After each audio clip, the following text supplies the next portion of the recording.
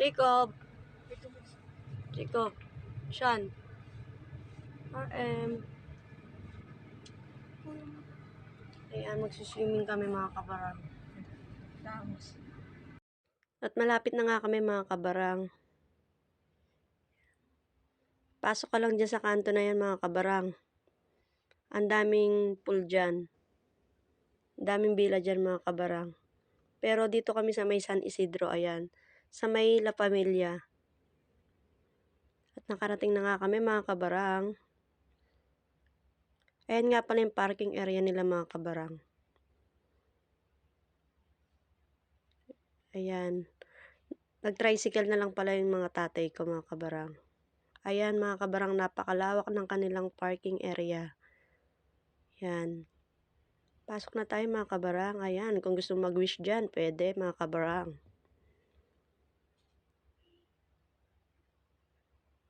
Check muna nila mga kabarang kasi hindi pa sila nakarating dito. Titignan daw nila kung magugustuhan nila.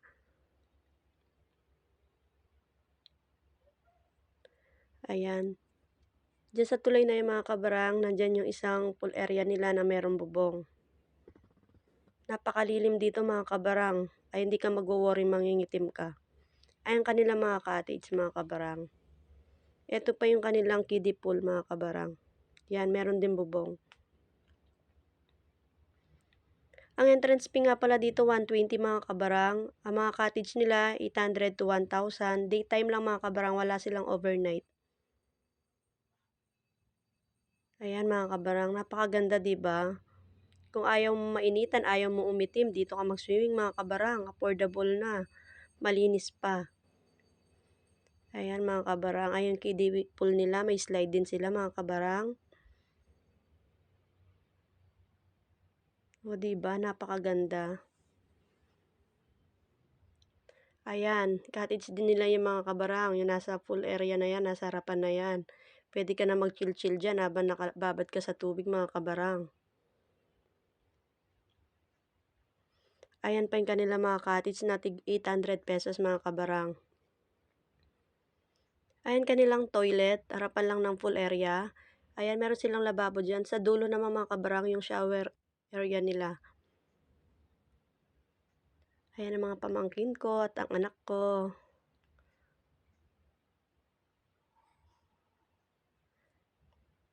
Yan mga kabarang, kinuha nga pala namin yung nasa taas yan, 1,000 yan mga kabarang. Solo mo na lahat yan.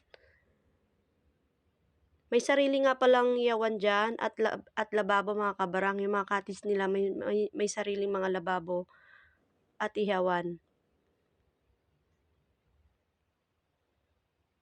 Ayan mga kabarang. O diba napaka-presko, napakaganda ng tanawin nila dyan mga kabarang. Pwede din palang mamingwit dyan mga kabarang.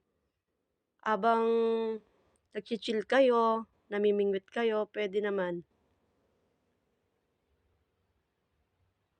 At ayan na mga kabarang, nag-aayos na kami ng aming mga pagkain. O diba yung lababo nandyan lang, tapos may sarili kayong ihawan. Di nyo na lang kailangan lumayo-layo pa, nandyan lang lahat. Ang kailangan nyo mga kabarang. At ayan na nga, nag-uumpisa na nga kumain yung mga anak ko at mga pamangkin ko, mga kabarang. Swimming time na, napakasaya nila mga kabarang, grabe. Nag-enjoy si Dragona sa kanyang vacation. Diba? Napakasaya nila mga kabarang. At nagutom na nga sila mga kabarang. Tinira na rin ni Dragona yung kanyang taba ng talangka o crab face mga kabarang. Ay pamangkin ko yan, ang ulam namin, nag-ihaw kami ng liempo, chicken, ensaladang mangga, tsaka talong. Nag-request si Dragona ng galunggong. Nag-spaghetti pala si Kabrang, tsaka chicken joy. Sarap ng kainan namin dyan mga kabarang. Mga simpleng pagkain pero napakasarap. Yan.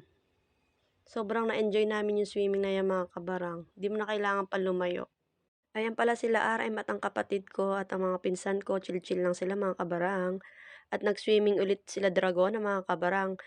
Pet friendly pala sila dito mga kabarang. Kaya nasama ko yung dalawang dog ko mga kabarang. Kaya try ninyo dito mga kabarang. Di kayo mag-worry sa mga alaga ninyong mga dog.